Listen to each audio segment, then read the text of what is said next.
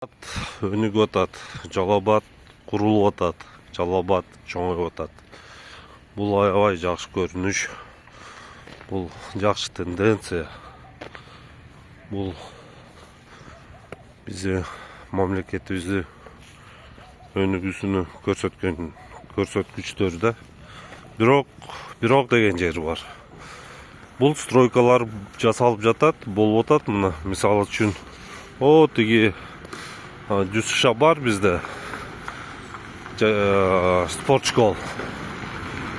Ошол жерге дагы бир нерсе курулуп атат, котлован. Ошол жерден тупурак чыгып атат, башка чыгып атат. Мына жолду карагыла эми. Ошол жерден чыгып аткан тупурак мындай, ошол жерден келип мындай машиналар чыгып, мындай мечит алдан бурулуп, Кыргыз Республика көчөсүгө ошол лай тупурактарды, шагалды алып чыгып кетип атат да.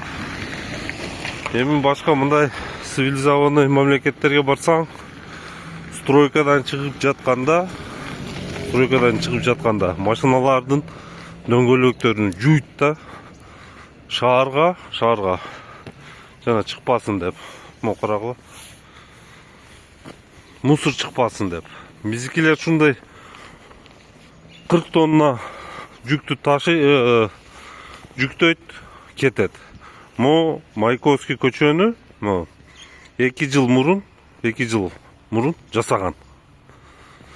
Жакшы кылып, ошо биздин Байчечекеге паркка келген мыймандарды эсиңерде болсо пачакталып кеткен эле бул көчөчү. Жасаган, мындай тротуарларды жасады. Бирок азыр бул жерге ошо оор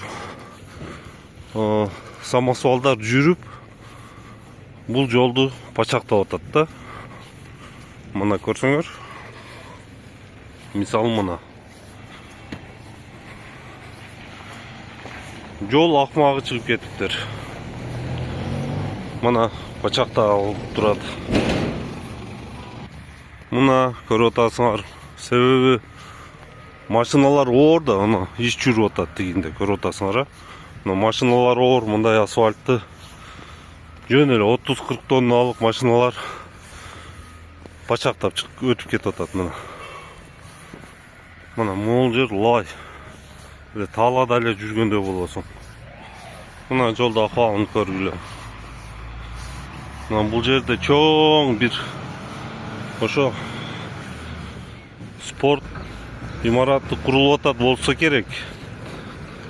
Мына бузулган жер. Бул керектүү нерсе. Бирок бир нерсени курабыз деп башка нерсени бузбаш керек да. Мына бул жерлер